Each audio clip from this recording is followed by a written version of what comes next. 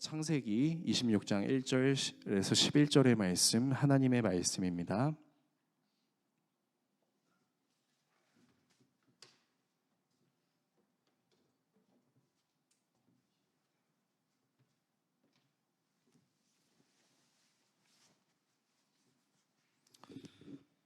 구약성경 36페이지 정도에 있습니다.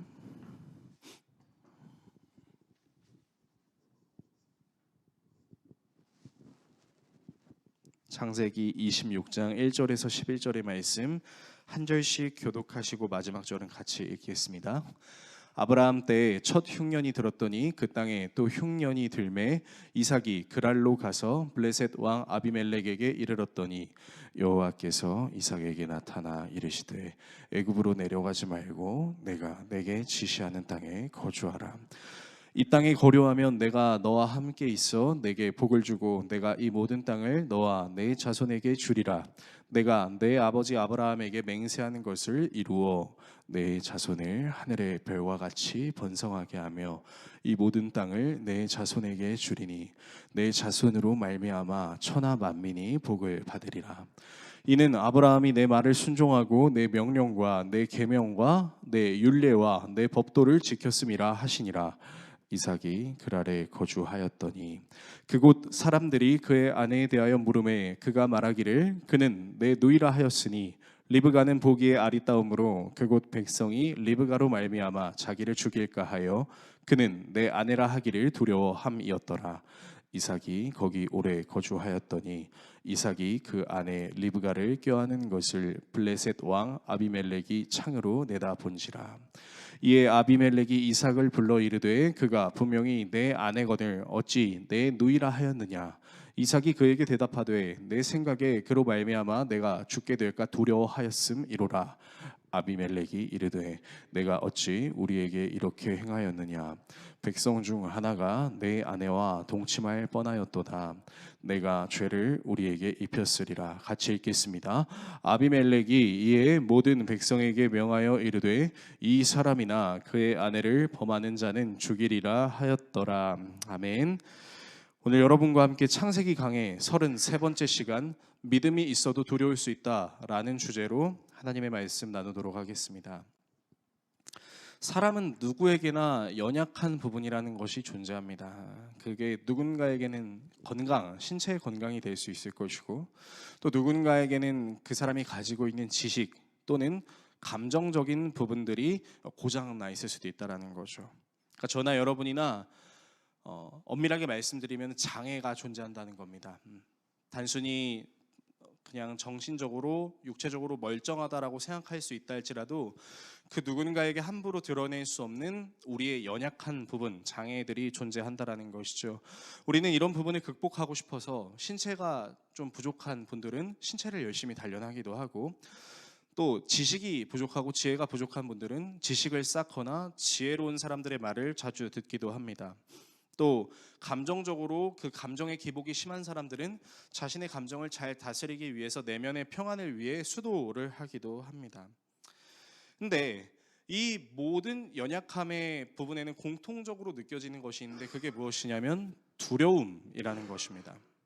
그러니까 내가 신체가 약해서 신체가 강한 사람 앞에서 두려워할 수도 있고 내가 가진 지식이 부족해서 가진 지식이 어마어마한 상대 앞에서 내가 두려워할 수 있고 또 내가 겪은 어떤 위험하고 어려운 일들 때문에 다시는 그 일을 겪고 싶지 않은 두려움들도 존재합니다.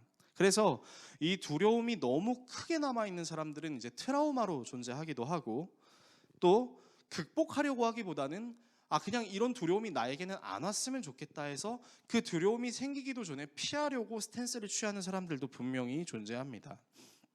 믿지 않는 사람들도 이 두려움의 영역 때문에 힘든데 하물며 신앙생활 하는 사람들은 어떨까요? 저는 명백하게 얘기할 수 있습니다. 여러분 하나님 믿어도요. 하나님께서 내 삶에 강권적인 역사하심이 있다. 다른 사람들은 함부로 경험해보지 못했던 정말 하나님께서 나에게 주신 은혜인 것 같다라고 생각되는 커다란 일을 경험했을지라도 우리의 믿음이요 약할 수 있습니다. 그리고 두려울 수 있어요. 똑같은 일을 당했다고 해서 다음에는 내가 두려워하지 않겠지라고 생각해도 똑같은 일을 당해도 또 두려워할 수 있다는 거죠. 우리는 그럴 수밖에 없어요. 엄밀하게 말하면 저나 여러분이나 우리는 완전한 존재는 아니기 때문입니다. 그렇기 때문에 두려워할 수 있고 또 두려워할 수 있고 똑같은 문제에 대해서 내가 도대체 언제까지 이렇게 두려워해야 되나라는 생각이 들 정도로 두려워할 수 있습니다. 성경에서 구약 39권과 신약 27권 중 이 66권의 성경책에서 가장 많이 나오는 문장 중에 하나가 무엇이냐면 바로 두려워하지 말라입니다. 그러니까 신기하게도 하나님께서도 사람들에게 가장 많이 말씀하셨던 것이 바로 두려워하지 말라라는 것이죠. 이 두려워하지 말라라는 문장이 구약과 신약을 합쳐서 대략 365번 정도 나온다라고 이야기합니다. 신학자들의 이제 견해가 조금씩 다를 수 있지만 중요한 건 엄청나게 많이 나온다는 것이죠. 오늘 본문은 이삭이 두려움을 느꼈던 내용을 다루고 있습니다. 잠시 본문의 내용을 요약하자면 이삭이 살고 있던 곳에 기근이 생겼습니다. 그래서 먹고 사는 문제를 해결하고 싶어서 이제 이집트 땅을 가려고 하는데 그 이집트 땅을 가려고 하다가 그 중간에 있는 그랄 땅 아비멜렉 왕을 만나게 돼요. 그리고 그 그랄 땅에서 하나님께서 멈추라고 말씀하셔서 멈췄는데 그곳에서 또 다른 두려움을 느끼게 됩니다. 바로 내 아내를 뺏기게 되면 어떻게 하나, 내 아내가 너무 이뻐서 나를 죽이고 내 아내 리브가를 누군가가 데려가면 어떡하나 라는 두려움을 느끼는 모습을 오늘 본문이 다루고 있습니다. 저는 오늘 본문의 내용을 통해서 여러분과 세 가지를 나누고 기도하는 시간을 가지려고 합니다. 첫 번째는 두려움에 대한 약속, 두 번째는 약속하셨어도 두려울 수 있음, 세 번째는 두려움에 대한 약속의 성취입니다. 두려움에 대한 약속, 약속했어도 두려울 수 있음, 두려움에 대한 약속의 성취, 이 세 가지 내용을 여러분들과 함께 나누고 기도하는 시간을 가지려고 합니다. 첫 번째는 두려움에 대한 약속이에요. 자, 이삭이 살던 곳을 떠나서 이집트로 가려고 했던 이유는 기근입니다. 그러니까 그 땅이 이제 메말라지기 시작하니까 이제 뭐 먹을 게 없는 거예요. 그래서 먹을 것이 있는 물과 농토가 또 목축업을 충분히 할 수 있을 그 땅으로 이동하려고 하는 그 찰나에 이제 하나님께서 이삭에게 나타나시는 장면을 다루고 있어요. 그런데 성경을 좀 읽으신 분들은 아시겠지만 이 사건이 뭔가 희미하게 이전에도 일어났던 것 같다라는 생각을 할 수가 있습니다. 바로 아브라함이 하나님의 명령을 따라 자신이 살던 곳을 따라 떠나 가나안으로 가자마자 거기서도 똑같이 기근을 겪었어요. 그래서 아브라함이 그 가나안에서의 기근을 피하기 위해서 어디로 갔냐면 이집트로 갔거든요. 근데 이삭도 똑같은 행위를 하고 있는 겁니다. 그러니까 그 아버지의 그 아들 같은 그런 모습을 보여주고 있는데, 자, 아버지에게는 하나님께서 직접적으로 말씀하시진 않았지만 이 아들 이삭에게는 하나님이 다른 모습으로 개입하십니다. 오늘 본문 창세기 26장 1절에서 5절의 말씀을 읽어드리겠습니다. 일찍이 아브라함 때에 그 땅에 흉년이 든 적이 있는데, 자, 똑같죠? 이삭 때에도 그 땅에 흉년이 들어서 이삭이 그랄의 블레셋 왕 아비멜렉에게로 갔다. 주님께서 이삭에게 나타나서 말씀하셨다. 이집트로 가지 말아라. 내가 너에게 살라고 한 이 땅에서 살아라. 내가 이 땅에서 살아야 내가 너를 보살피고 너에게 복을 주겠다. 이 모든 땅을 내가 너와 너의 자손에게 주겠다. 내가 너의 아버지 아브라함에게 맹세한 약속을 이루어서 너의 자손이 하늘의 별처럼 많아지게 하고 그들에게 이 땅을 다 주겠다. 다음입니다. 이 세상 모든 민족이 내 씨의 덕을 입어서 복을 받게 하겠다. 이것은 아브라함이 나의 말에 순종하고 나의 명령과 나의 계명과 나의 율례와 나의 법도를 잘 지켰기 때문이다입니다. 자, 말씀을 보시면 하나님께서 이집트로 가려고 하는 이삭에게 나타나셔서 그곳을 가지 마. 내가 너에게 복을 줄게. 너의 아버지 아브라함에게 약속했던 것처럼 너의 자손들이 하늘의 별과 같이 그렇게 될 수 있도록 내가 도와주겠다. 그러면서 마지막에 말미에 하는 말씀이 무엇이냐면 아브라함이 나의 말에 순종하고 나의 명령과 계명과 율례와 법도를 잘 지켰기 때문이다 라고 얘기하고 있습니다. 그러니까 이 문자를 그대로 보게 되면 마치 우리는 유산을 받은 것 같아요. 그러니까 아브라함이 전대에 자신의 믿음을 하나님께 잘 지켰기 때문에 그 하나님께 믿음을 잘 지킴으로 말미암아 아브라함의 아들인 이삭에게도 동일한 복을 주겠다라고 말씀하시는 것 같습니다. 자, 그래서 우리는 상식적으로 생각해도 그럴 수 있다라고 생각합니다. 비그리스도인들도 마찬가지죠. 자신의 아버지가 누린 것을 자신의 자식들이 누리는 것처럼 그리스도인도 자신의 아버지가 누리는 것을 자신이 누리게 될 수 있다라고 상식적으로 우리는 생각할 수 있습니다. 그런데요, 저는 오늘 본문을 보면서 좀 한 가지 불편한 부분이 있었습니다. 그게 무엇이냐면, 다시 말씀에 띄워주시면 마지막 부분에 이렇게 나와 있어요. 전입니다. 아브라함이 나의 말에 순종하고 명령과 계명과 율례와 법도를 잘 지켰기 때문에, 그렇기 때문에 내가 너에게 복을 주겠다라고 말씀하시는 것처럼 보여요. 그러면 여기서 제가 여러분들께 드리고 싶은 질문이 이것입니다. 아브라함은 한 치의 실수도 없이 완벽하게 하나님의 말씀에 순종했던 사람일까요? 아브라함이 복을 받을 수 있었던 이유가 아브라함이 한 번도 실수하지 않고 언제나 하나님께 순종하는 완벽 그 자체였기 때문에 하나님께서 복을 주셨을까요? 여러분, 우리가 아브라함의 삶을 사실 우리 교회에서 설교를 21편을 했을 정도로 굉장히 많이 했습니다. 그러니까 지난 수요 예배 기간 21편의 설교를 통해서 아브라함의 삶을 살펴봤는데, 여러분, 아브라함은요 절대 순종만 하지 않았습니다. 가나안 땅으로 가라는 그 명령을 따르긴 했어요. 근데 그 땅에서 바로 벗어나죠. 기근이 생기니까 벗어나요. 자기 아내를 누이로 속여서 팔아먹는 행위를 무려 2번이나 했던 사람입니다. 그뿐입니까?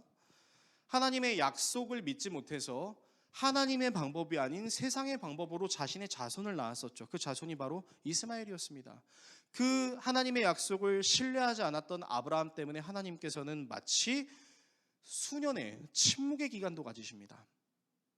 그래서 아브라함이 99세가 되었을 때 하나님께서 노하시는 듯이 나타나셔서 너는 내 맹세를 반드시 지켜야 돼 라고 말씀하시는 경우도 있죠.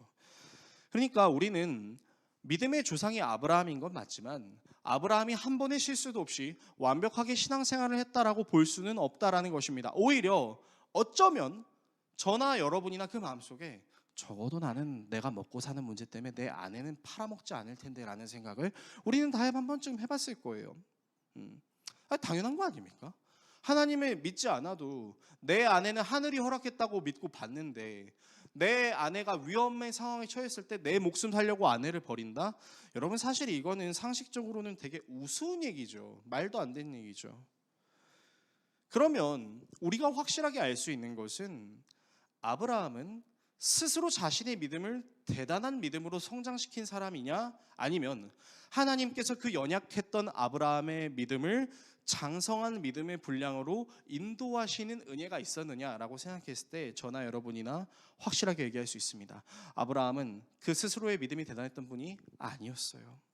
아브라함은 여러 실수도 하고 아브라함은 차마 입에 담기도 어려울 정도의 파렴치한 행동도 저지른 적이 있었지만, 그런 아브라함의 인성, 그런 아브라함의 능력을 하나님께서 보시고 구원해 주신 것이 아니라 그 아브라함에게 계속해서 믿음을 주시고 주심으로 아브라함이 믿음의 조상이 되었다라고 우리는 이해할 수 있는 것입니다. 그러니까 오늘 우리가 읽었던 본문 5절의 말씀, 아브라함이 계명과 율례와 법도 이런 거를 잘 지켰기 때문에 하나님께서 복을 주셨다라고 우리가 해석을 해야 되는 것이 아니라 성경적인 해석은 이렇게 해석해야 됩니다. 화면에 보시면요, 아브라함이 나의 말에 순종하고 명령과 계명과 율례와 법도를 잘 지켰다라는 것에 대한 바른 해석은, 나의 말에, 여기서 나는 하나님을 가리킵니다. 나의 말에 순종하게 하고 나의 명령, 계명, 율례, 법도를 지킬 수 있도록 내가 인도했다 라고 해석을 하는 것이 완전히 정확한 해석입니다.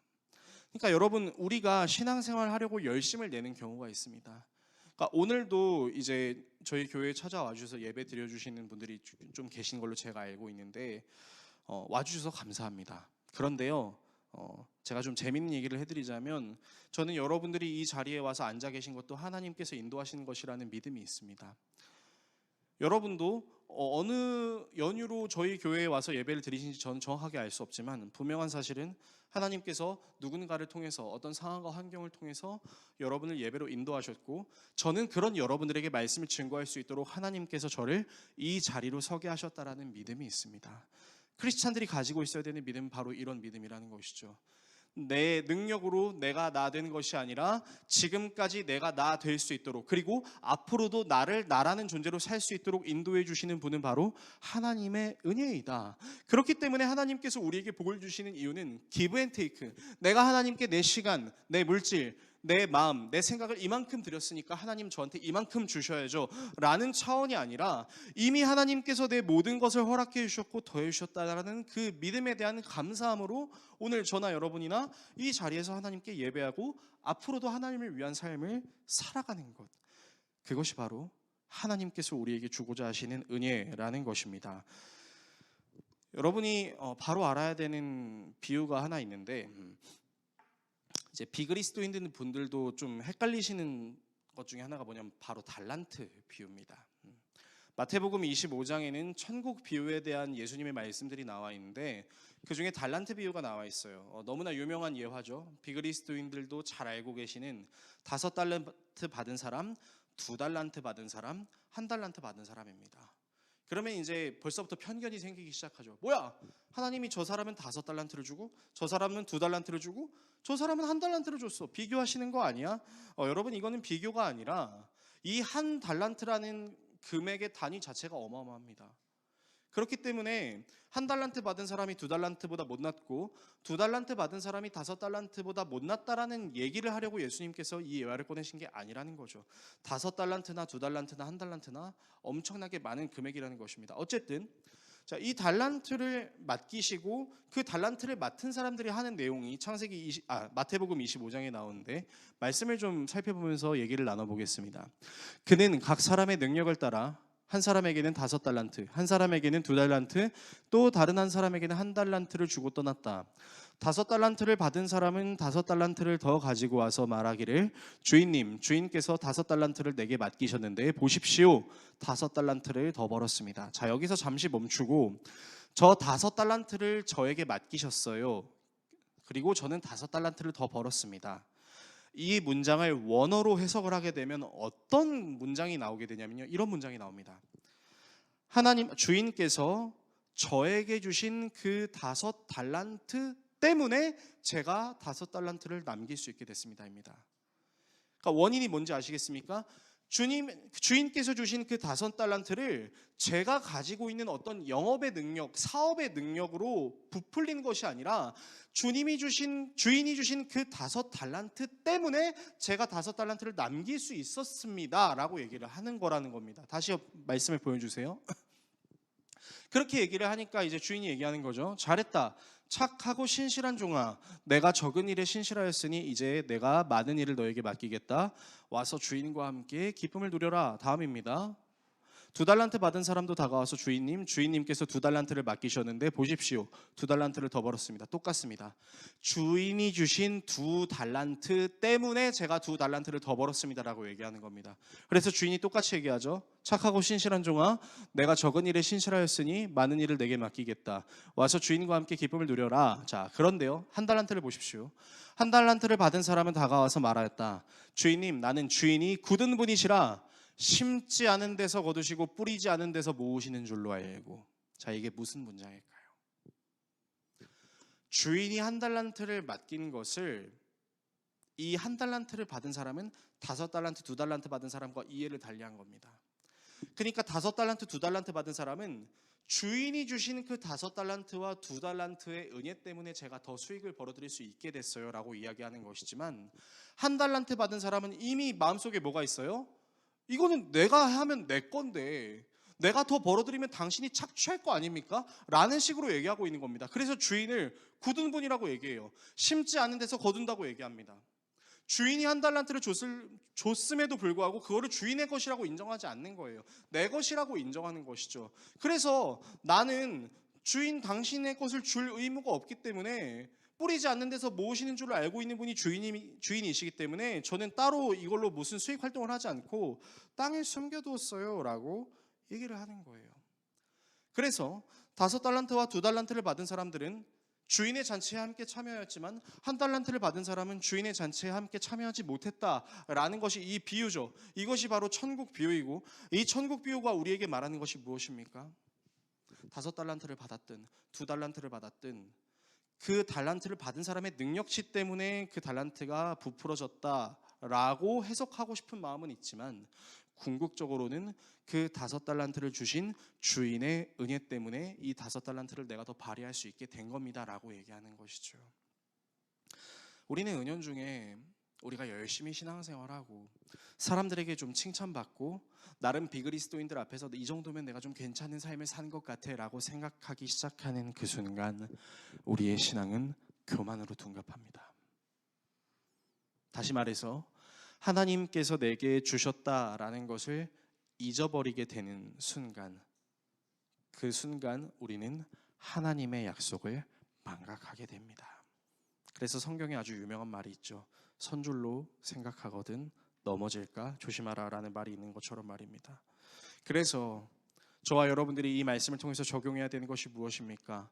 하나님은 분명히 두려움에 대한 약속을 우리에게 주셨어요. 그러나 그 두려움을 해소시켜 주시는 주님의 약속은 하나님, 제가 하나님께 이만큼 헌금했습니다. 하나님, 제가 이만큼 하나님께 내 시간을 쏟았습니다. 하나님, 제가 이만큼 선행을 했습니다 라는 공로의 차원에서 하나님께서 우리에게 주시는 은혜가 아니라 내 공로와 관계없이 나를 구원하시기 위해 그 두려움으로부터 벗어날 수 있도록 하나님께서 우리에게 약속을 주셨다는 사실입니다. 이 사실을 저와 여러분들이 기억하심으로 내 공로를 의지하는 것이 아니라 값없이 받은 하나님의 은혜에 감사하며 나아갈 수 있는 저와 여러분들이 될 수 있기를 주님의 이름으로 축원합니다. 두 번째입니다. 두 번째는 약속했어도 두려울 수 있다라는 겁니다. 이삭이 그랄 땅에 거주하고 있는데 이제 그랄 사람들이 리브가의 외모를 보고 이제 반하기 시작했어요. 아니, 못 보던 처자인데 정말 예쁘네. 그래서 이제 관심을 갖기 시작하는 거예요. 자, 근데 이 관심을 이삭이 뭘로 받아들이냐면 두려움으로 받아들입니다. 그래서 자기 아버지가 했던 거랑 똑같은 실수를 해요. 리브가를 누이라고 속입니다. 오늘 본문 6절에서 7절의 말씀을 읽어드리도록 하겠습니다. 그래서 이삭은 그대로 머물러 있었다. 자, 하나님의 약속을 믿고 이집트로 안 갔어요. 그랄에 있었는데 이제 또 다른 위기가 나온 거예요. 그곳 사람들이 이삭의 아내를 보고서 그에게 물었다. 그 여인이 누구요? 이삭이 대답하였다. 그는 나의 노예요. 이삭은 그는 나의 아내요 하고 말하기가 무서웠다. 그 이유는 리브가가 예쁜 여자이므로 그곳 사람들이 리브가를 빼앗으려고 자기를 죽일지도 모른다고 생각했기 때문이다 라는 말입니다. 자, 하나님께서 약속을 했어요. 근데 여러분이나 저나 알다시피 사실 하나님은 눈에 보이는 존재는 아닙니다. 영이시기 때문에 하나님께서 말씀을 하셨어도 그 하나님을 보지는 못하죠. 그래서일까요? 하나님은 볼 수 없지만 두려움은 볼 수 있습니다. 어떤 두려움이요? 이삭에게는 그 그랄에 사는 사람들이 자신의 아내를 빼앗을지도 모른다라는 두려움으로 보였습니다. 하나님께서 복을 주시겠다고 약속하셨음에도 불구하고 이삭의 눈에는 그 두려움 너머에서 모든 것을 지키시고 인도하신다는 하나님의 약속이 보이는 것이 아니라 그 하나님의 약속이 저 너머에 있음에도 불구하고 그 약속을 보지 못하게 만드는 이 세상의 두려움이 더 크게 보이는 거죠. 그런데 여러분, 우리가 이 두려움에 대해서 좀 깊이 생각해 봐야 되는 것이 있는데 이 모든 두려움이 가지고 있는 커다란 하나의 특징이 있습니다. 그것이 무엇이냐면 두려움은 항상 과장된 형태로 보인다라는 것입니다. 영국의 침례교 목사인 존 버년이라는 목사님이 쓰신 책 중에 천로 역정이라는 책이 있습니다. 이 책에 이제 두려움에 대한 내용을 다루는 챕터가 있는데 제가 좀 잠깐 말씀드리면 이 주인공의 이름이 크리스찬입니다. 근데 이 크리스찬이 이제 천국을 향해서 계속 나아가던 중에 맞은편에서 터덜터덜 걸어오는 두 사람을 발견합니다. 그 두 사람의 이름이 무엇이냐면 겁쟁이와 의심쟁이입니다. 그래서 이 겁쟁이와 의심쟁이를 만나서 이제 물어보죠. 당신들은 왜 그렇게 터덜거리면서 오고 계시나요? 이랬더니 이제 둘이 얘기하는 거예요. 저희도 시온성에 가고 싶었어요. 그런데 시온성을 가는 그 길 앞에 사자 두 마리가 있는데 그 사자 두 마리한테 잡혀먹힐까 봐 저희가 무서워서 가지를 못했습니다. 당신도 웬만하면 그냥 길을 돌아가는 게 낫지 않을까요? 라고 얘기를 하는 거예요. 두 사람의 두려운 얘기를 듣고 나도 걸어가다가 두 사자를 만날 수 있겠구나라는 이제 두려움이 생긴 거예요. 그래서 이제 근데 그럼에도 불구하고 포기할 수 없어서 계속 길을 걷고 있는데 이제 아름다움이라고 쓰여져 있는 한 저택을 이제 발견하게 됩니다. 그래서 이제 그 저택에 이제 머물고 하루를 쉬어 가려고 하는 중에 그 아름다움이라는 저택으로 가는 길목에 두 사자가 있는 겁니다.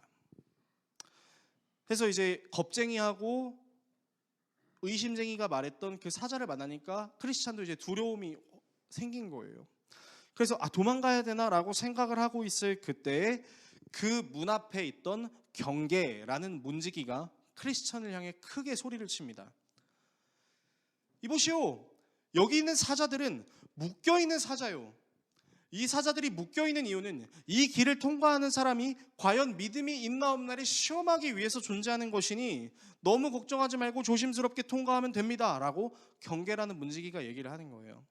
그래서 크리스찬이 그 경계라는 문지기의 말을 듣고 이제 조심조심 가운데로 걸어 나가는 거예요. 알고 보니까 정말로 사자들이 묶여 있었습니다. 크르렁거리고 입을 벌리고 언제든지 크리스찬을 씹어먹을 그런 기세로 입을 크게 벌리고 있지만 해치진 못했다는 거예요. 그렇다면 이 두 마리 묶여있는 사자가 상징하는 것이 무엇이죠? 두려움이죠. 근데 그 사자가 입을 크게 벌리는 모습은 어떤 모습이에요? 우리에게 굉장히 과장된 모습이라는 것이죠.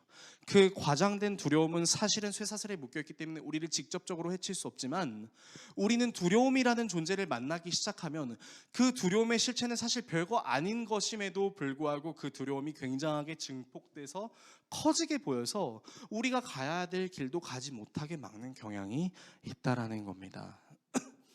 여러분, 이 크리스찬의 내용이요 현실에도 항상 드러납니다. 제 아들 얘기를 좀 하고 싶은데 제 아들이 이제 이름이 가온입니다. 가온이를 데리고 이제 제 아내가 일하는 그 근무지로 좀 가려고 했어요. 제 아내가 이제 사무직원으로 일을 하고 있는데 그 근무지 주변이 공장이라 꼭 공장을 지키기 위해서 그 개 한 마리씩 묶어두잖아요.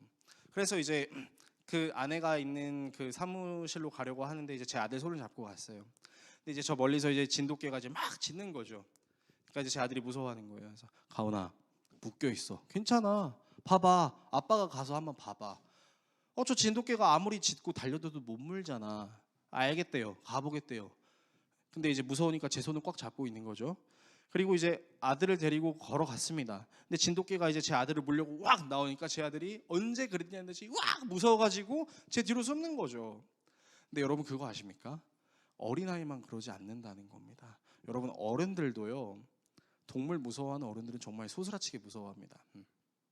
되게 웃긴 게 그 제 전 교회 동역자들 중에서 동물을 무서워하는 한 분이 계셨어요. 근데 이분이 얼마나 무서워하시냐면 아니 그냥 조그만한 강아지도 자기를 물 것 같아서 무서워가지고 가까이 오면 막 소스라치게 놀라는 겁니다. 그래서 제가 안 문다고, 전도사님이 그렇게 놀라면 그 강아지가 더 놀라서 무서워한다고 그렇게 얘기를 했음에도 불구하고 그 강아지가 이제 오니까 으악 소리를 지르면서 도망가는 거예요. 여러분들한테 한번 적용해 볼까요? 저나 여러분이나 길을 가고 있는데 좁은 문이 있다고 하면 상상을 해보겠습니다. 근데 그 좁은 문에 그 사냥개로 유명한 개들 있잖아요. 그 개들이 한 두세 마리가 있다고 하면 생각을 해보겠습니다. 묶여 있습니다. 그냥 가운데로 조용히 지나가기만 하면 됩니다. 그런데 저나 여러분이나 담대하게 성큼성큼 걸어서 지나갈 수 있는 분이 계실 수도 있겠지만 저는 조금은 무서울 것 같아요. 혹시라도 묶여있는 쇠사슬이 풀려가지고 왕 하고 물면은 다치게 되지 않을까. 그러니까 묶여 있어서 나를 물지 않을 거라는 것을 머리로는 알아도 그 순간을 지나가는 그 상황만큼은 두려울 수 있다는 겁니다. 여러분 두려움이라는 게 그래요. 언제나 우리한테 존재할 수 있습니다. 그 일이 나에게 닥치지 않는다라는 것을 우리가 머리로는 알 수 있어도 그 두려움이 나에게 조금이라도 엄습하기 시작하는 순간 심지어 하나님을 믿는 믿음이 있다라고 말할 수 있는 사람들조차도 넘어질 수 있다라는 것이죠.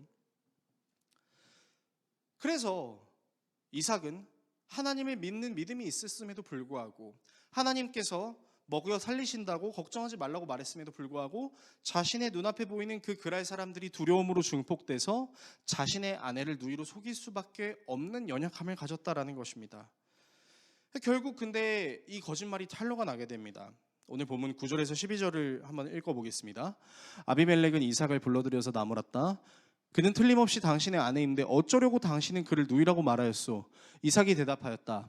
저 여자 때문에 제가 혹시 목숨을 잃을지도 모른다고 생각하였기 때문입니다. 아비멜렉이 말하였다. 어쩌려고 당신이 우리에게 이렇게 하였소? 하마터면 나의 백성 가운데서 누구인가가 당신의 아내를 건드릴 뻔하지 않았소?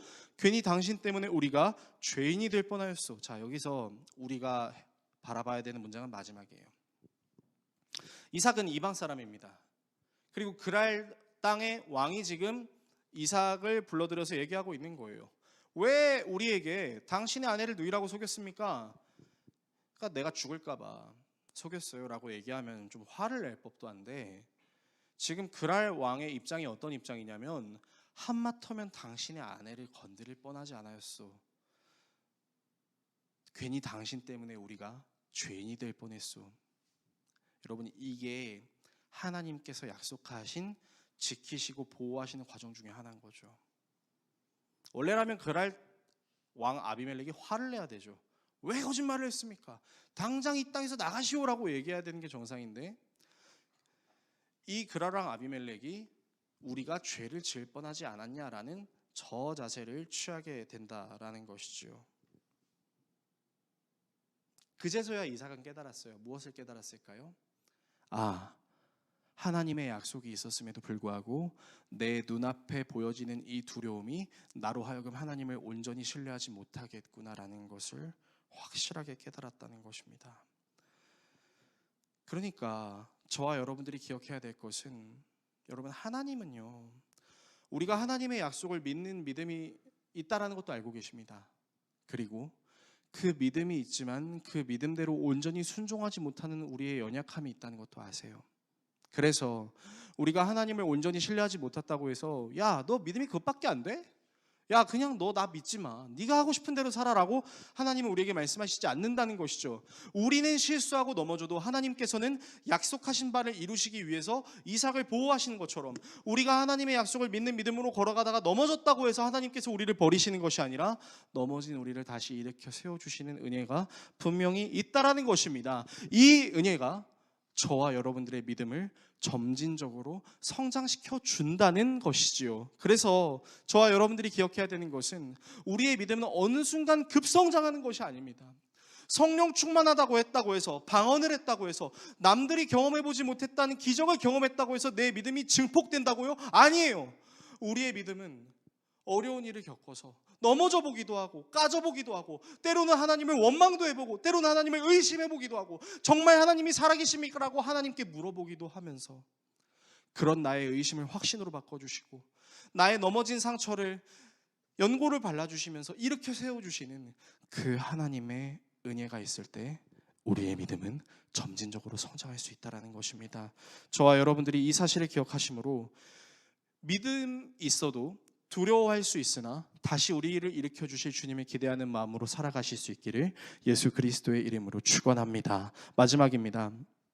두려움에 대한 약속의 성취입니다. 예수님께서 이 땅에 내려오셔서 많은 사람들을 위로해 주시고 또 도와주셨던 적이 있죠. 그 중에 한 유명한 사건이 있는데, 그것이 무엇이냐면 귀신 들린 아이의 고침을 원했던 아버지의 스토리입니다. 당시 귀신 들린 아이를 데리고 있던 아버지가 있었습니다. 이 아버지가 예수님을 만나서 내 아이의 귀신 들린 부분을 좀 고쳐주세요 라고 하려고 했는데 예수님을 바로 만나지 못했어요. 그래서 예수님의 제자들을 만나서 이제 요청합니다. 제 아이에게 귀신이 들렸습니다. 도와주십시오. 그래서 이 제자들이 예수님께 받았던 귀신을 쫓는 권능을 아무리 외쳐도 이 귀신이 나가지가 않는 거예요. 그래서 이 제자들의 귀신을 쫓아내지 못함과 또 그로 인해서 서기관들이 뭐야, 너희들 지금 똑바로 하고 있는 거 맞아? 그 사역이 하나님께서 하시는 사역이 맞아? 라고 논쟁하고 있던 찰나에 예수님께서 그 자리에 돌아오시고 귀신 들린 아이의 아버지를 만나게 됩니다. 그래서 예수님의 제자들이 아이를 예수님께 데려왔을 때 이 아이는 이미 심한 경련을 일으키고 거품을 물고 있었어요. 예수님께서는 이제 이 아이의 상태가 언제부터 이랬습니까? 라고 물으니까 아버지께서 이제 어렸을 때부터 그랬다라고 이야기합니다. 마가복음 9장 22절에서 24절의 말씀인데요. 귀신이 그 아이를 죽이려고 여러 번 불 속에도 던지고 물속에도 던졌습니다. 하실 수 있으면 우리를 불쌍히 여기시고 도와주십시오. 예수께서 그에게 말씀하셨다. 할 수 있으면이 무슨 말이냐? 믿는 사람에게는 모든 일이 가능하다. 그 아이의 아버지는 큰 소리로 외쳐 말했다. 내가 믿습니다. 믿음 없는 나를 도와주십시오. 저는 이 고백을 보면서 오늘 우리의 신앙을 지키며 살아가야 되는 사람들에게 가장 필요한 부분 중에 하나가 바로 이 부분이라는 생각이 들었어요. 여러분, 우리는 은연중에 열심히 신앙생활 하면서도 하나님의 은혜로 문제를 극복하려고 하기보다는 내가 가지고 있는 능력, 내가 가지고 있는 상황과 환경으로 문제를 극복하려고 하는 습성이 있습니다. 이삭도 그랬죠. 그리고 하나님을 믿는 믿음이 있으면서도 정말 솔직하게 진짜 하나님이 이 문제 해결해 주실까? 라고 생각하는 경우가 있습니다. 언제요? 우리가 너무 힘들 때. 그래서 많은 크리스찬들이 울면서 기도를 합니다. 하나님 제발 문제 좀 해결해 주세요. 도와주세요. 기도해요. 그래서 이제 교역자나 사역자들이 가서 하나님께서 기도를 들어주실 겁니다라고 하면은 너무 힘든 사람들이 뭐라고 얘기하냐면요. 그랬으면 좋겠어요. 그렇게 얘기해요. 근데 그랬으면 좋겠다라는 얘기 엄밀히 말하면 뭐예요? 안 그럴 수도 있다라는 얘기잖아요. 안 그럴 수도 있죠. 그게 하나님의 뜻이 아니라면 안 그럴 수도 있겠죠.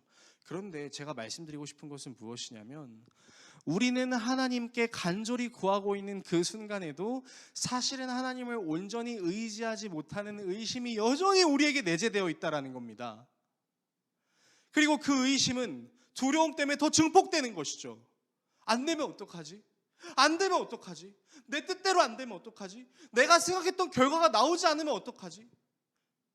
하나님께 기도하면서도 하나님을 신뢰하는 마음이 더 크게 생기기보다는 하나님께 기도하고 있는 그 와중에도 이 일이 안 되면 어떡하지라는 두려움이 더 크게 생기는 것이 사람이라는 것이죠.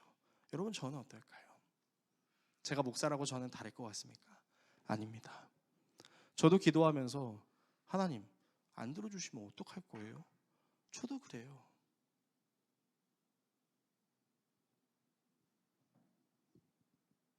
그런데 이 귀신 들린 아이의 아버지는 예수님께 솔직히 말했죠.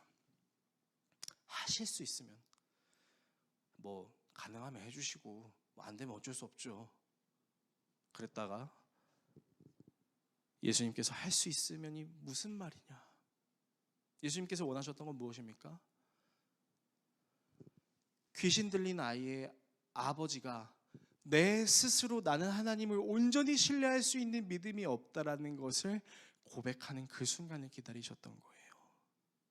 하나님께서 우리의 믿음을 성장시켜 주시는 그 과정은요, 정말 아이러니하게도 내가 하나님을 위해서 이만큼 일했어요, 내가 사람들을 위해서 이만큼 일했어요 라는 대단한 사람들을 하나님께서 그 믿음을 성장시켜 주시는 것이 아니라 오히려 하나님 앞에서, 사람 앞에서 나는 연약할 수 있어요, 나는 지금도 의심해요, 나는 지금도 내 믿음이 없어요 라고 하는 그 사람에게 예수님께서 역사하신다는 것입니다. 그래서 그 예수님의 은혜는 예수님을 믿는 믿음이 있지만 그 믿음 가운데 여전히 안 되면 어떡하지라는 두려움을 가질 수 있는 사람에게도 역사하셔서 우리에게 보여주시고 깨닫게 해주시는 것이 바로 하나님의 은혜라는 것입니다. 여러분, 이 예수 그리스도가 이삭의 자손입니다. 오늘 본문에 나와 있죠. 26장 1절에서 5절에 너의 자손을 통해서 모든 민족이 복을 받게 하겠다. 그 복이 무엇입니까? 결국 이삭의 혈통에서 내려오는 그 예수 그리스도라는 하나님과 동일하신 분이시지만 사람의 옷을 입은 그가 이 땅에 내려와서 모든 율법을 완전하게 하시고 그 예수 그리스도를 통한 율법을 내가 믿는 믿음으로 고백하고 예수와 함께 가게 될 때 나는 두려워할 수 있지만 하나님께서 내 두려움을 그냥 처참하게 짓밟는 것이 아니라 그런 나를 꺼내주셔서 다시 믿음의 길로 갈 수 있도록, 나를 걸을 수 있도록 인도해 주시는 은혜, 그래서 예수 그리스도의 이름이 다른 말로 임마누엘 아닙니까? 하나님이 우리와 언제나 영원히 함께 하신다라는 것이죠. 그래서 여러분 기억하십시오. 하나님은 훌륭한 사람을 원하는 것이 아닙니다. 그리고 어떤 상황에도 믿음이 흔들리지 않는 사람을 원하는 게 아닙니다. 믿음이 흔들렸을 때 내 믿음을 주님께서 고쳐주시고 나의 믿음 없음을 주님께서 도와주십시오라고 말하는 그 사람에게 예수님께서는 하나님의 하나님 되심을 드러내시고 하나님의 계획을 친히 우리에게 보여주신다는 사실입니다. 혹시 많이 넘어지고 계십니까? 그 넘어진 자리에서 하나님 앞에 여러분들의 심정을 고하십시오. 그리고 솔직한 여러분들의 마음을 고하십시오. 저 정말 하나님 사랑합니다. 그런데 너무 하나님을 사랑하는 만큼 찌질하게 연약한 나의 연약함도 있습니다. 그래서 하나님을 의지해야 되는 순간이 있음에도 불구하고 하나님을 의지하지 않았던 나의 연약함도 분명히 있습니다. 하나님, 이런 저의 믿음 없음을 도와주시고 이 땅을 살아가는 동안 하나님께서 나를 먹이시고 입히시고 인도하시고 함께 하신다는 사실을 저 천국 가는 그날까지 지속적으로 경험할 수 있는 그 믿음을 나에게 허락하여 주십시오. 그 믿음을 갖기를 원하는 마음으로 오늘도 여러분과 저의 마음속에 예수 그리스도가 충만하시길 주님의 이름으로 축원합니다.